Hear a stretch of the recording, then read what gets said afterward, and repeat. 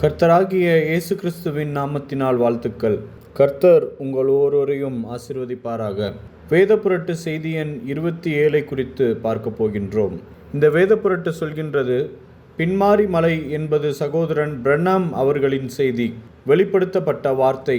ஆகையால் இனி பின்மாரி மலை வரவேண்டியதில்லை என்று. இந்த கேட்டுக்கேதுவான வேதப்புரட்டுக்கு எதிராக நான் இப்போது உங்களுக்கு யோவேல் 2 அதிகாரம் 23 25 வாசிக்கின்றேன். யோவேல் 2 அதிகாரம் 23-25 வசனங்கள். சீயோன் குமாரரே, உங்கள் தேவனாகிய கர்த்தருக்குள் மகிழ்ந்து களிகூருங்கள். அவர் தக்கபடி உங்களுக்கு முன்மாரியை கொடுத்து, உங்களுக்கு முன்மாரியையும் பின்மாரியையும் ஏற்கனவே வர்ஷிக்க பண்ணுவார். கலங்கள் தானியத்தினால் நிரம்பும், ஆலைகளில் திராட்சை ரசமும் எண்ணெயும் வழிந்தோடும். 25வது வசனத்தில்தான் நான் என் முக்கிய கவனத்தை செலுத்த விரும்புகிறேன். நான் உங்களிடத்தில் அனுப்பின என் பெரிய சேனையாகிய வெட்டுக்கிளிகளும் பச்சை கிளிகளும் முசுக்கொட்டை பூச்சிகளும் பச்சை புழுக்களும் பட்சித்த வருஷங்களின் விளைவை உங்களுக்கு திரும்ப அளிப்பேன். இனி பின்மாரி மலை வரவேண்டியதில்லை என்று கூறும் இந்த வேதப்புரட்டுக்கு எதிராக மிகவும் உறுதியான கருத்தை நான் வலியுறுத்த விரும்புகிறேன். என் கருத்தும் முக்கியத்துவமும் 25வது வசனத்தில் இருக்கிறது.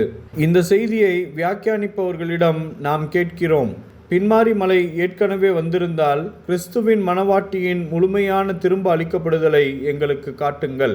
அவர்களால் நமக்கு அதை காட்ட முடியாது. தேவனுடைய வார்த்தை திரும்ப அளிக்கப்பட்டுள்ளது, ஆனால் தேவனுடைய சபை இன்னும் திரும்பளிக்கப்படவில்லை. தேவனுடைய சபை பெந்தேகோஸ்தே நிலைக்கு திரும்பவில்லை. அதையும் தாண்டி ஏதேன் தோட்டத்தில் இருந்த ஆதி நிலைக்கே மீண்டும் செல்ல வேண்டும். யோவேல் 2 அதிகாரம் 25 உள்ள வேதாகம வசனத்தின் முதல் பகுதியை இந்த வேதப்புரட்டை எதிர்க்க போதுமானது. ஒருவேளை பின்மாரி மலை வந்திருந்தால் நாம் நிச்சயமாக தேவனுடைய சபை திரும்பளிக்கப்படுதலை காண வேண்டும். இன்று பூமியின் மீது முழுமையான திரும்ப அளிக்கப்படுதல் இன்னும் வரவில்லை. ஆகவே பின்மாரி மலை இன்னுமாக வரவேண்டியதாய் உள்ளது. இந்த வேதப்புரட்டின் சிறிய பின்னணி இதோ. இந்த வேதப்புரட்டு ஒரு பழைய உலகளாவிய வேதப்புரட்டாகும். நீண்ட நிறைந்த தாடியுடன் இருப்பதைப் போல பல ஆண்டுகளாக இதற்கு பல அடிகள் விழுந்திருந்தாலும் அது தனது வழிகளில் பிடிவாதமாக நிற்கும் ஒரு வயதான கடினமான மனிதனைப் போல இருக்கிறது. இந்த வேதப்புரட்டுடன் எனது முதல் தொடர்பு 1960களின் இறுதியில் ஏற்பட்டது. இந்த வேதப்புரட்டு அமெரிக்காவில் தோன்றி டிரினிடாட் நாட்டிற்கு சென்று பின்னர் உலகமெங்கும் பரவியது. இன்றைக்கு பல ஊழியர்கள் இந்த வேதப்புரட்டுகளை சத்தியமாக ஏற்றுக்கொண்டு உலகம் முழுவதும் நிலை நிறுத்துகிறார்கள். டிரினிடாட்டில் இந்த வேதப்புரட்டின் முதல் தோற்றம் சுமார் 1969ஆம் ஆண்டில் தோன்றியது. நான் இதற்கு எதிராக போராடினேன், இன்னும் போராடி கொண்டிருக்கின்றேன். ஏனெனில் நாம் ஜீவனுள்ள சபையை விசுவாசிக்கிறோம். பெந்தேகோஸ்தே நிலைக்கு மீண்டும் திரும்புவதை விசுவாசிக்கிறோம். ஏதேன் தோட்டத்தில் ஆதி நிலைக்கு திரும்புவதை விசுவாசிக்கிறோம். சபைக்கால புத்தகம் என்ற ஒளிநாடாவிலிருந்து நான் தேவனுடைய தீர்க்கதரிசியை மேற்கோள் காட்டுகிறேன். மேற்கோள்: லவோதிக்கேயா சபை காலம். பெந்தேகோஸ்தே நாளில் அவர்கள் பெற்றது போலவே பரிசுத்த ஆவியின் அபிஷேகத்திற்கு குறைவான எதற்கும் நீங்கள் ஒத்துப்போகாதீர்கள். அதே விதமான ஞானஸ்தானமும் அவர்கள் செய்த அதே செயல்களும் இருக்க வேண்டும். இன்று உலகம் முழுவதும் இந்த வேதப்புரட்டை நிலைநிறுத்தும் ஊழியக்காரர்கள் இருக்கிறார்கள். சிலர் பின்மாரி மலை தேவனுடைய வார்த்தை என்று கூறுகிறார்கள். மற்றவர்கள் பின்மாரி மலை என்பது 7 இடிகள் என்று கூறுகிறார்கள். இன்னொருவர் பின்மாரி மலை என்பது முத்திரைகள் திறக்கப்படுதல் என்று கூறுகிறார்கள். இப்படிப்பட்ட உபதேசங்களை நான் எதிர்க்கிறேன். இந்த வேதப்புரட்டுகளை நான் எதிர்க்கிறேன். டிரினிடாட்டிலோ ஒருவன் தன்னை வெள்ளை குதிரை சவாரி செய்பவன் என்றும் இந்திய தலைவன் எடுத்துக்கொள்ளப்படுதலுக்கான ஒரு யாத்திரையை நடத்துகிறவன் என்றும் சொல்லிக் கொண்டிருக்கிறான். மேலும் 1981ஆம் ஆண்டு தேவன் 7 இடிகளின் வெளிப்பாட்டை ஊற்றத் தொடங்கிய போது பின்மாரி மலை வந்தது என்றும் அவன் கூறுகிறான். அந்த வேதப்புரட்டை நான் எதிர்க்கிறேன். இந்த வேதப்புரட்டு வில்லியம் பிரணாம் அவர்களின் புதிய ஊழியத்தின் போலியான உருவாக்கம், impersonation of the new ministry of William Branham என்ற புத்தகத்தில் நாம் அம்பலப்படுத்தி இருக்கிறோம். அந்த புத்தகம் இன்றும் கிடைக்கிறது. அதில் அந்த மகத்தான வெள்ளை குதிரை சவாரி செய்பவன் 5 நட்சத்திர படை பெருந்தலைவர் இந்த யுகத்தின் யோசுவா, மனித சரீரத்தில் மறைந்திருக்கிற கிறிஸ்து என்று கூறப்படும் பல கூற்றுகளையும் பல அபத்தங்களையும் நீங்கள் அறிந்து கொள்ளலாம். ஆகவே இந்த வேதப்புரட்டின் முதல் பகுதி என்ன சொல்கிறது என்றால், பின்மாரி மலை என்பது சகோதரன் பிரணாம் அவர்களின் செய்தி, அதாவது தேவனுடைய வெளிப்படுத்தப்பட்ட வார்த்தை என்று சொல்லுகிறது. பகுதி 2, இனி பின்மாரி மலை வரவேண்டியதில்லை என்று அது கூறுகிறது. நாம் வரப்போகும் பின்மாரி மலையை விசுவாசிக்கிறோம். தீர்க்கதரிசி வரப்போகும் பின்மாரி மலையை குறித்து நமக்கு போதித்தார். அது இன்னும் வரவில்லை. அது தேவன் நிர்ணயித்த நேரத்தில் வரும். நாம் அந்த வாக்குத்தத்தத்தின் விசுவாசிகளாய் இருக்கிறோம்.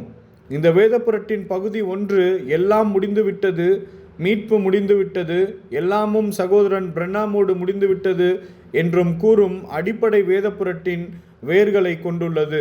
வேதப்புரட்டு எண் 25 மற்றும் 26 கேட்டுக்கேதுவான வேதப்புரட்டை நான் முழுமையாக ஆதரிக்கிறேன். இப்போது நான் கவனம் செலுத்துவது 27 கேட்டுக்கேதுவான வேதப்புரட்டு. அது இனி பரிசுத்த ஆவியின் ஊற்றப்படுதல் இல்லை, பெந்தெகோஸ்தே திரும்பளிக்கப்படாது என்று கூறுகிறது. நான் கையாளும் இந்த வேதப்புரட்டு என்னவென்றால், பரிசுத்த ஆவியின் ஊற்றப்படுதல் இனி இல்லை என்று கூறும் அந்த வேதப்புரட்டுக்கு ஒத்ததாக உள்ளது. ஏனெனில் பரிசுத்த ஆவியின் ஊற்றப்படுதலும் பின்மாரி மலையும் அவை இரண்டும் ஒன்றாகவே உள்ளது, அதே வாக்குத்தத்தமாகவும் கருதப்படுகின்றன. பின்மாரி மலை என்று சொல்லப்படும் போது அது தேவனுடைய அதே வாக்குத்தத்தத்தை குறிக்கும் வேதாகமத்தின் வேறு பயன்பாட்டு சொல்லாக இருக்கிறது. பின்மாரி மலை ஏற்கனவே வந்துவிட்டது. அது வில்லியம் பிரணாம் அவர்களின் செய்தி. அது முத்திரைகள் திறக்கப்படுதல் என்று கூறுகின்ற இந்த வேதப்புரட்டை ஆதரிக்க பயன்படுத்தப்படும் வேதாகம வசனங்களாவன. உபாகமம் 32 அதிகாரம் 1-2 வசனங்கள். வானங்களே செவி கொடுங்கள், நான் பேசுவேன், பூமியே என் வாய்மொழிகளை கேட்பாயாக. மழையானது இளம் பயிரின் மேல் பொழிவது போல என் உபதேசம் பொழியும், பனித்துளிகள் புல்லின் மேல் இறங்குவது போல என் வசனம் இறங்கும். அவர் புல்லின் மேல் மலை போல் பொழிகிறார். இந்த வசனம் 1968 முதல் அந்த மரித்த வேதப்புரட்டை ஆதரிக்க மேற்கோள் காட்டப்படுகிறது என நான் கேள்விப்பட்ட ஒரே வசனமாக உள்ளது.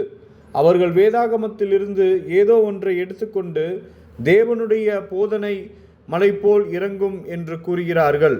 ஒரு சிறிய குழந்தைக்கு கூட புரியும் அளவுக்கு இங்கு தீர்க்கதரிசி ஒரு ஒப்புமையை செய்கிறார் என்பதை நான் நம்புகிறேன்.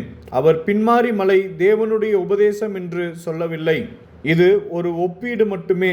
தேவனுடைய உபதேசம் மலை போல் விழும் என்று கூறப்படுகிறது. ஆனால் அவர் இங்கே பின்மாரி மலை என்று குறிப்பிடவில்லை. என் உபதேசம் மலை போல் இறங்கும் என்று மட்டுமே கூறுகிறார். அது மலைதான் என்று சொல்லவில்லை. என் உபதேசம் மலை போல் இறங்கும் என்றுதான் கூறுகிறார்.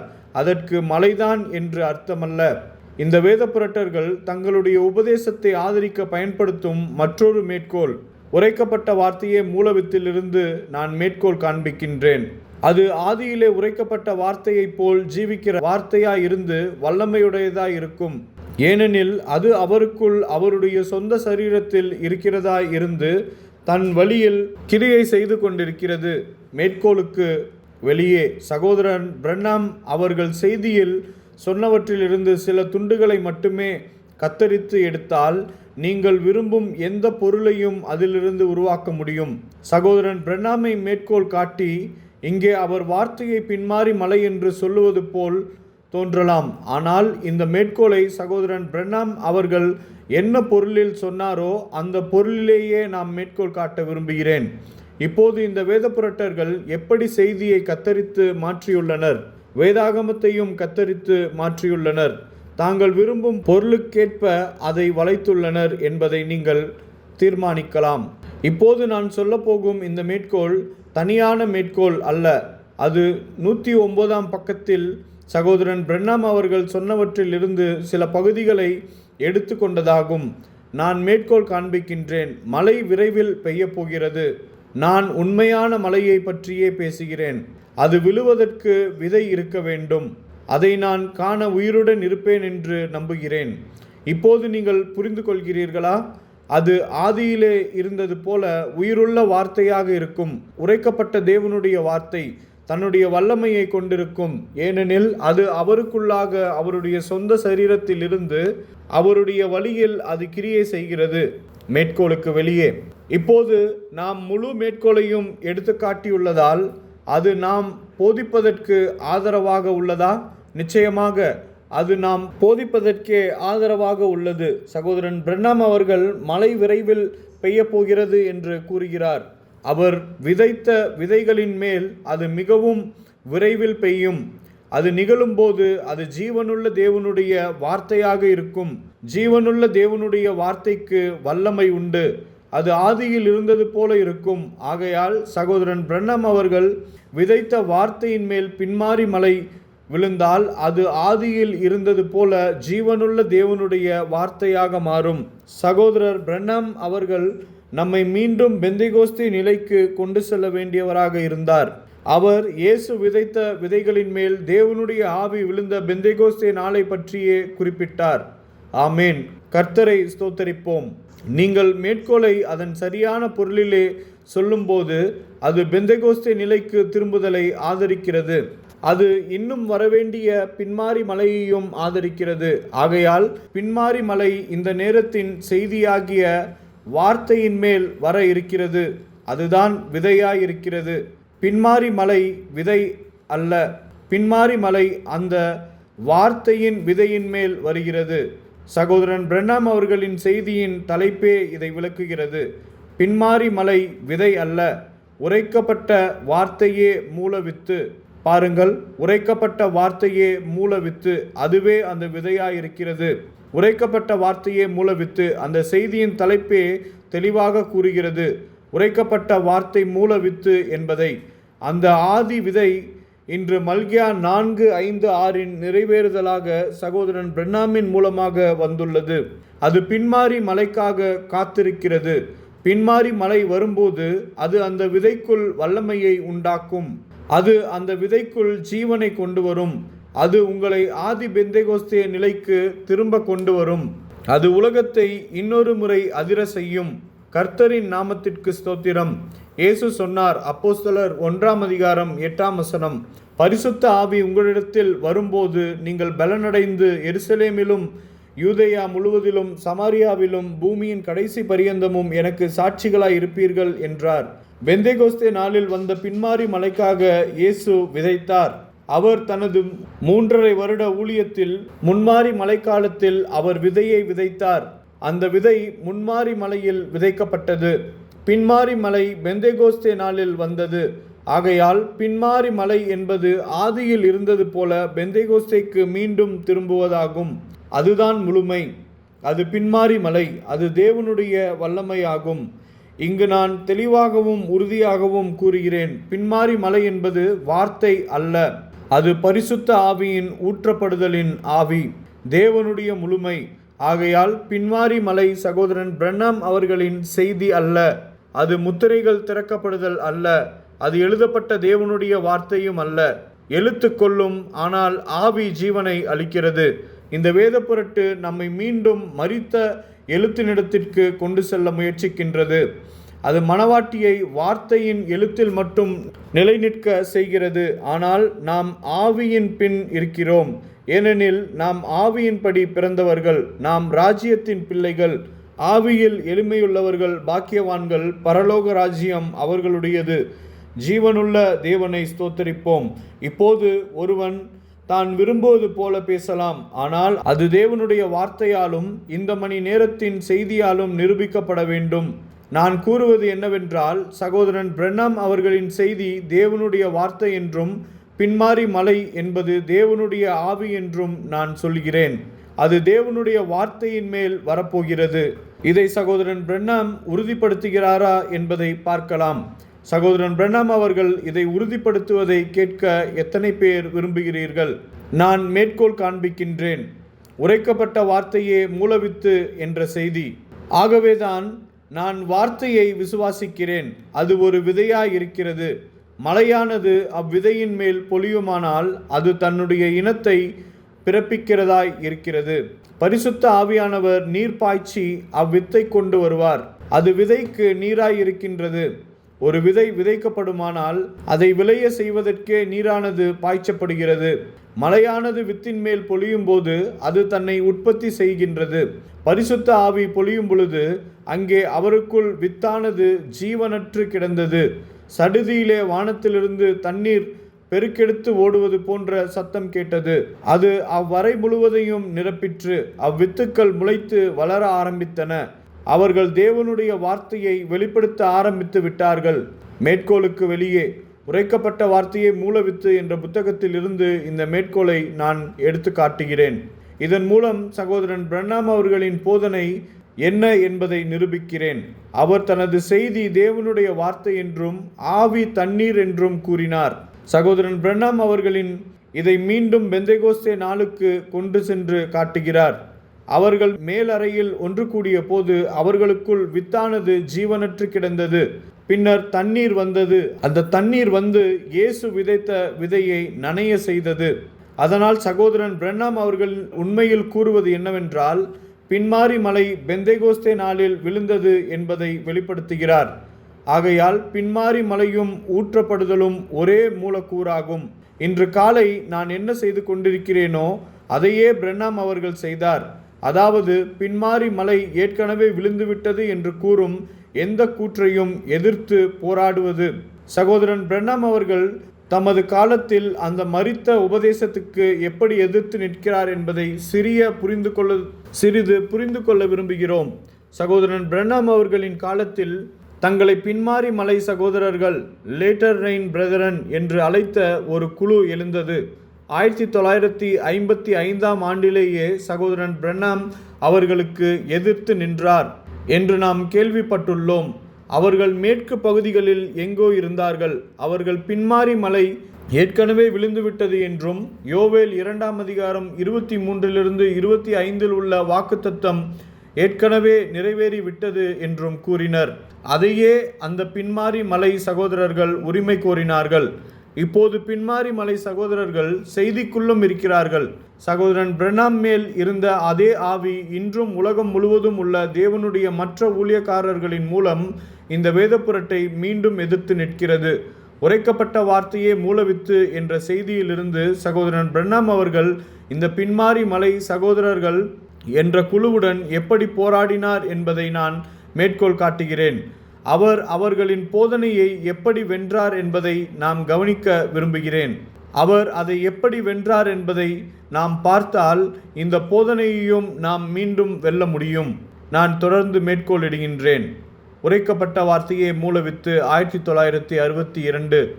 ஒரு சபையை நீங்கள் விரும்புவீர்களானால் தேவனுடைய வார்த்தையை கொண்டு அதை ஆரம்பியுங்கள். தேவனுடைய ஜீவனை நீங்கள் விரும்புவீர்களானால் தேவனுடைய வார்த்தையை கொண்டு ஆரம்பியுங்கள். தேவனுடைய வார்த்தையை அதன் பரிபூரணத்திலும் அதில் ஒவ்வொரு அணுவையும் ஏற்றுக்கொள்ளுங்கள். அத்தகைய தேவனின் பரிபூரணம் உங்களில் இருக்குமானால் அதன் மேல் பொழியும் மழையானது உங்கள் தோட்டத்தில் உள்ளது எதுவோ அதை சரியாக உற்பத்தி செய்யும்.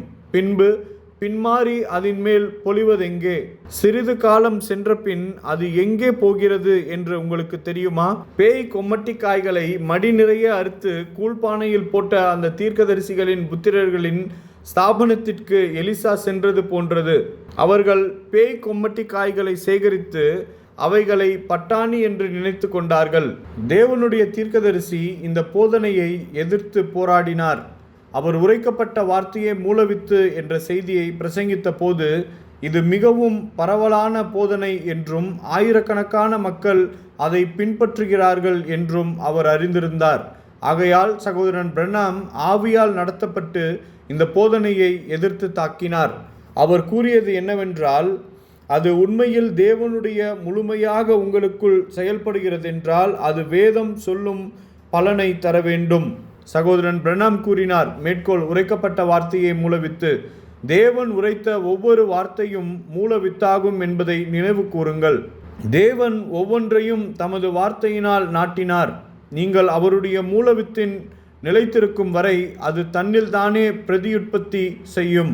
தேவனுடைய மூலவித்தாகிய இயேசு தமது மரணத்தின் மூலமாக உங்களை மூல வித்தினிடத்திற்கு கொண்டு வருகிறார். இந்த தேவனுடைய வித்து உங்களுக்குள் இருக்குமானால் அவருக்குள் இருக்கும் பரிசுத்த ஆவி வித்திற்கு தண்ணீர் பாய்ச்சி அவர் செய்த அதே கிரியைகளை உங்களில் வெளிப்படுத்துவார். பின் தேவன் அவனில் தம் சொந்த ஜீவனை பயிரிடுவார். அப்பொழுது இனி அவனல்ல, அது தேவனுடைய ஜீவன். ஏனெனில் அது தேவனுடைய வார்த்தையாயிருந்து பரிசுத்த ஆவியினால் நீர் பாய்ச்சப்பட்டு அதே கிரியையை உற்பத்தி செய்கிறது. ஆவியானது கிறிஸ்துவின் மேல் வந்தபொழுது அவர் தேவ வார்த்தைக்கு சாட்சி பகிர்ந்தார். தண்ணீரான ஆவி வார்த்தையாகிய வித்தின் மேல் பொழியும் போது தேவனுடைய வார்த்தையின் பேரில் உள்ள ராஜரீக வித்தான ஆபிரகாமின் விசுவாசம் அதே பயிரை திரும்பவும் உற்பத்தி செய்யும். இன்று நான் சொல்வது என்னவென்றால், இந்த செய்திக்குள் உள்ளவர்கள் பின்மாரி மலை ஏற்கனவே விழுந்துவிட்டது என்று சொன்னால் அது வேதம் சொல்லும் பலனை பிறப்பிக்க வேண்டும். அது சகோதரன் பிரென்னாம் கூறிய பலனை பிறப்பித்தே ஆக வேண்டும். சகோதரன் பிரென்னாம் தொடர்ந்து அவர் சொன்னார், நீங்கள் பாருங்கள், இப்போது உங்கள் பின்மாரி மலை எங்கே முடிவடையும்? அது தீர்க்கதரிசியின் குமாரர்கள் தவறுதலாக எடுத்து பாத்திரத்தில் போட்ட அந்த காட்டு காய்களைப் போல ஆகிவிடும். அதை ஒரு நிமிடம் சிந்தித்து பார்க்கலாம். சகோதரன் பிரென்னாம் அவர்களுக்கு இதை விரிவாக விளக்க நேரமில்லை. ஆனால் சகோதர சகோதரிகளே, எலியாவின் நாட்களில் தேவனுடைய தீர்க்கதரிசியையும் அவரது செய்தியையும் பின்பற்றிய ஒரு கூட்ட ஜனங்கள் இருந்தார்கள். அவர்கள் வெளியே சென்று ஒரு குழம்பு செய்ய தீர்மானித்தார்கள்.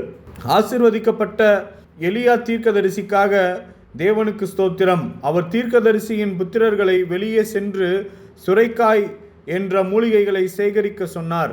ஆனால் அவர்கள் சரியான பகுத்தறிதல் இல்லாமல், சரியான போதனை இல்லாமல், சரியான வெளிப்பாடு இல்லாமல், எலியாவின் செய்தியை குறித்த சரியான வெளிப்பாடு இல்லாமல் அவர்கள் போய் காட்டு கொம்மட்டி காய்களை கொண்டு வந்தார்கள். அது விஷம் நிறைந்தது.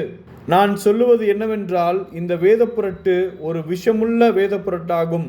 ஒருவன் பின்மாரி மலை ஏற்கனவே விழுந்துவிட்டது என்று பிரசங்கித்தால் அது விஷமுள்ள மூலிகைகளாகும். அவன் இயேசு கிறிஸ்துவின் மனவாட்டியை கொல்ல முயற்சிக்கிறான். அந்த தீர்க்கதரிசியின் புத்திரர்கள் வெளியே சென்று அந்த விஷமுள்ள மூலிகைகளை சேகரித்து அவற்றை அந்த பாத்திரத்தில் போட்டார்கள். சாப்பிடும் நேரம் வந்தபோது ஒரு புத்திசாலி மனிதன் இருந்தான். தேவனுக்கு மகிமை. தேவனுடைய கிருபையினால் அந்த தீர்க்கதரிசியின் புத்திரர்களின் நடுவில் இருந்து ஒருவன் சத்தமிட்டான். இன்றும் இந்த வேதப்புரட்டுக்கு எதிராக ஒரு சத்தம் எழ வேண்டும். ஒருவன் சத்தமிட்டு, ஐயோ எஜமானே, பாத்திரத்தில் மரணம் இருக்கிறது என்றான். இன்று நான் கூறுவது என்னவென்றால், பாத்திரத்தில் மரணம் இருக்கிறது. ஒருவன் எல்லாம் முடிந்துவிட்டது என்று பிரசங்கித்தால் பாத்திரத்தில் மரணம் இருக்கிறது. மீட்பு முடிந்துவிட்டது என்று சொன்னால் பாத்திரத்தில் மரணம் இருக்கிறது. இனி ஊற்றப்படுதல் வராது என்று சொன்னால் பாத்திரத்தில் மரணம் இருக்கிறது. பின்மாரி மலை வராது என்று சொன்னால் பாத்திரத்தில் மரணம் இருக்கிறது. ஆமேன். ஆகையால் இப்போது நம்மத்தியில் பாத்திரத்தில் விஷமுள்ள மூலிகைகள் இருக்கிறது. தேவனுடைய புத்திரர்களும் தேவனுடைய ஊழியக்காரர்களும் உண்மையான தேவ சபையும் சத்தமிட்டு சொல்கின்றனர், இது வேத புரட்டு என்று. நாம் இந்த கேட்டுக்கேதுவான வேத புரட்டு வெளிச்சத்திற்கு கொண்டு வருகிறோம். பாத்திரத்தில் மரணம் இருக்கிறது என்று அறிவிக்கிறோம். பின்மாரி மலை இன்னும் வரவேண்டியதாய் இருக்கிறது. தேவனுக்கு மகிமை. நான் மற்றொரு மேற்கோள் காட்டுகிறேன். மேற்கோள்: கடைசி கால வித்தின் அடையாளம் 1962. பின்மாரியானது இங்கே வந்திருக்குமானால், மேற்கோளுக்கு வெளியே பின்மாரி மலை, சகோதரர்களே, பின்மாரியானது இங்கே வந்திருக்குமானால் தேவனுடைய வல்லமையாக அடித்து பூமியிலே தீவிரமாக வந்து பரவி இருக்கும். பின்மாரியானது வரவிருக்கிறது. என்ன நடக்கிறது? சபையும் தனக்கென எதையோ உற்பத்தி செய்து கொண்டிருக்கிறாள். நாமும் அதையே செய்திருக்கிறோம். நம்மை கொண்டே எதையோ ஒன்றை உண்டாக்கி கொள்ள நாமும் முயல்கிறோம். உங்கள் கரங்களை அதை விட்டு அகற்றுங்கள். தேவன் அதை செய்யட்டும். அவருடைய வார்த்தையை ஏற்றுக்கொண்டு அதை விசுவாசியுங்கள். அதை உங்கள் இருதயத்தில் காத்து கொள்ளுங்கள். மழையானது பொழிய ஆரம்பிக்கும் போது ஜீவனானது அதை பற்றி கொள்ளும். அப்போது வார்த்தையானது தன்னையே பிரத்யட்சப்படுத்தும். இப்போது சகோதரன் பிரென்னாம் அவர்கள் அதை எப்படி எதிர்த்து போராடினார் என்பதை நீங்கள் காண்கிறீர்கள் அல்லவா? அவர் கூறியது என்னவென்றால், நீங்கள் பின்மாரி மலை உங்களிடத்தில் இருக்கிறது என்று கூறினால் அது தன்னை வெளிப்படுத்தி காட்ட வேண்டும். ஏனெனில் பின்மாறி மலை என்பது முழுமையாகும். பின்மாறி மலை என்பது மீண்டும் பெந்தேகோஸ்தே நிலைக்கு திரும்புதலாகும். ஆகையால் அது கண்டிப்பாக தன்னை வெளிப்படுத்தி காட்ட வேண்டும். ஆவியை பகுத்தறிதல் 1960 மற்றும் சபைக்கால புத்தகம் 1962. சகோதரர் பிரண்ணாம் தேவனுடைய வார்த்தையில் நமக்கு கற்றுக் கொடுத்தது என்னவென்றால், பின்மாறி மலை வரும்போது அதை எப்படி அறிவது, அது வரும்போது அதை எவ்வாறு அடையாளம் காண வேண்டும் என்பதையும் கற்றுக் கொடுத்திருக்கிறார். உரைக்கப்பட்ட வார்த்தையே மூலவித்து என்ற செய்தியில் 55ஆம் பக்கத்திலிருந்து நான் மேற்கோள் காட்டுகின்றேன். மேற்கோள்: உரைக்கப்பட்ட வார்த்தையே மூலவித்து 1962. அவர்கள் அங்கு என்ன செய்ய முயற்சித்து கொண்டிருந்தார்கள்? அவர்கள் பின்மாரியை உற்பத்தி செய்ய முயற்சித்தார்கள். முட்டாள்தனம். பின்மாரியானது உலகத்தையே அசைக்கும். முன்மாரியானது விதைகளை விதைத்து விட்டது, அது சரி. ஆனால் பின்மாரியானது உலகத்தை அறுவடை செய்யுமே. சகோதரனே, இந்த பின்மாரி மலையானது ஒரு இணைப்பை கொண்டு வரும் மலையாயிருக்கிறது. பெந்தேகோஸ்தேயினரும் மற்ற எல்லா கூட்டத்தார்களும் ஒன்றாக இணைந்து வார்த்தையை கேட்க கூடாதவாறு கதவுகளை அடைத்து உங்களுடைய வாயை கூட திறவாதபடி செய்ய போகிறார்கள். அது சரி, அவர் வருகின்ற நேரம் அதுவே. அவர் வரும்போது அதுதான் நடக்கும். அப்பொழுதுதான் நீங்கள் மலையை காண்பீர்கள். ஓ, அது மட்டும் அமைதியாயிருந்து அது கடந்து போக விடுங்கள். பின்மாரி மலை வருவதற்கு முன் அடையாளங்களாவன: 1. உலக சபைகளின் இணைப்பு, வேர்ல்ட் கவுன்சில் அஃபிலியேஷன். 2. அவர்கள் நமக்கு கதவை மூடுவார்கள். 3. நமது வாய்களை பிரசங்கிப்பதை நிறுத்திவிடுவார்கள். பின்மாரி மலை வரும்போது சில குறிப்பிட்ட அடையாளங்கள் நிகழ வேண்டும் என்று அவர் கூறுகிறார். அவர் சொல்வதாவது, உலக சபை சங்கம் ஒன்றாக சேரும். நமது சபை கதவுகள் மூடப்படும். நாம் நமது வாய்களை திறக்க முடியாது என்று அவர் கூறுகிறார். என் சகோதரனே, இந்த வேளையில் நான் இன்னும் என் வாயை திறந்து பேசுகிறேன். நமது சபை கதவுகள் இன்னும் திறந்த வண்ணமே இருக்கின்றன. உலக சபைகளின் சங்கங்கள் இன்னும் தங்களுடைய அதிகாரத்தை முழுமையாக செயல்படுத்த ஆரம்பிக்கவில்லை. மல்கியா 4 மூலம் வார்த்தை மீண்டும் நிலைநிறுத்தப்பட்டுள்ளது. அது முன்மாரி மலையாக தேவனுடைய ஆவியினால் விதைக்கப்பட்டது. இப்போது நாம் பின்மாரி மலைக்காக காத்திருக்கிறோம். சகோதரன் பிரணாம் அவர்கள் சொல்கிறார், மேற்கோள்: உரைக்கப்பட்ட வார்த்தையை மூலவித்து 1962. இன்று காலை விதைக்கப்பட்ட விதைகள் பசுமையான நிலத்தில் விழுந்திருக்கட்டும். கர்த்தாவே, அவை பரிபூரண நித்திய ஜீவனை கொண்டு வரட்டும். பிதாவே, விதைக்கப்பட்ட விதைகள் பின்மாரிக்காக காத்திருக்கும் போது அவைகளின் மேல் அம்மழை பெய்ய நாங்கள் ஜெபிக்கிறோம். ஏனெனில் கர்த்தருக்கு காத்திருக்கிறவர்கள் புதுபலன் அடைவார்கள் என்று சொல்லப்பட்டிருக்கிறதே.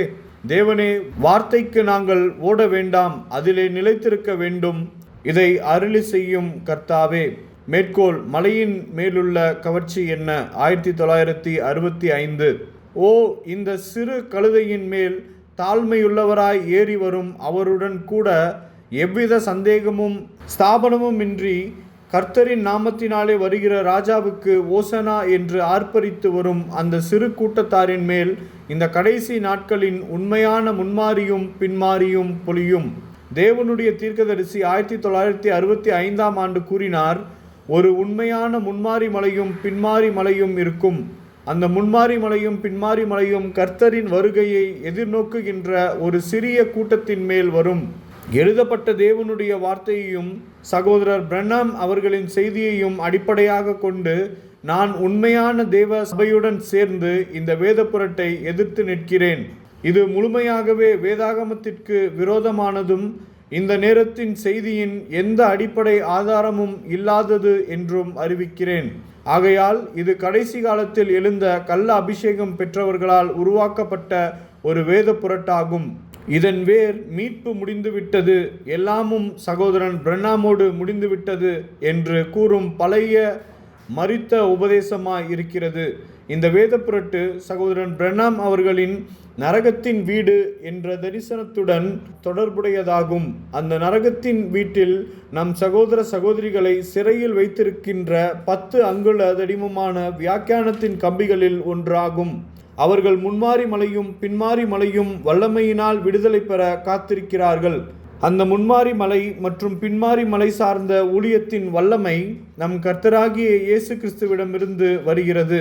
இந்த வேதப்புரட்டு யோர்தான் அருகிலுள்ள மம்பா பாம்புடன் ஒப்பிடப்படுகிறது. அது தனது அவ்விசுவாச மரண கடியினால் தெரிந்து கொள்ளப்பட்ட மணவாட்டியை அழிக்க முயல்கிறது. மேலும் அதன் விஷமுள்ள அவிசுவாசத்தை சபையின் சரீரத்தில் செலுத்த தீவிரமாக முயற்சிக்கிறது. தேவனுடைய பரிபூரணமாகிய பரிசுத்த ஆவியின் வாக்குத்தத்தம் பண்ணப்பட்ட ஊற்றப்படுதல், அதாவது பின்மாறி மலை, இங்கேதான் அந்தி கிறிஸ்து சபையை தடுக்க முயற்சிக்கின்றான். யோசுவாவின் கட்டளையின்படி சாத்தானின் எல்லா வல்லமைகளின் மேல் வெற்றி பெற்று வாக்குத்தத்தம் பண்ணப்பட்ட தேசத்திற்குள் கடந்து செல்லப் போகின்ற சபையை தடுக்க முயல்கிறான். ஆனால் அந்த வெற்றி அவளுக்கு முன்னறிவிக்கப்பட்டதாகும். விரைவில் அவள் நரகத்தின் வாசல்களை ஜெயம் கொள்வாள். அன்போடு இந்த வேத புரட்டர்களின் சிறைப்பட்டிருக்கும் உலகமெங்கும் உள்ள தேவனுடைய பிள்ளைகளை நோக்கி நாம் அழைப்பு விடுகிறோம். ஆகையால் ஜாக்கிரதையாயிருந்து மனம் திரும்புங்கள். அவருக்கு புகழ்ச்சியின் பலியை கொடுப்போம். கர்த்தர் உங்களை ஆசீர்வதிப்பாராக.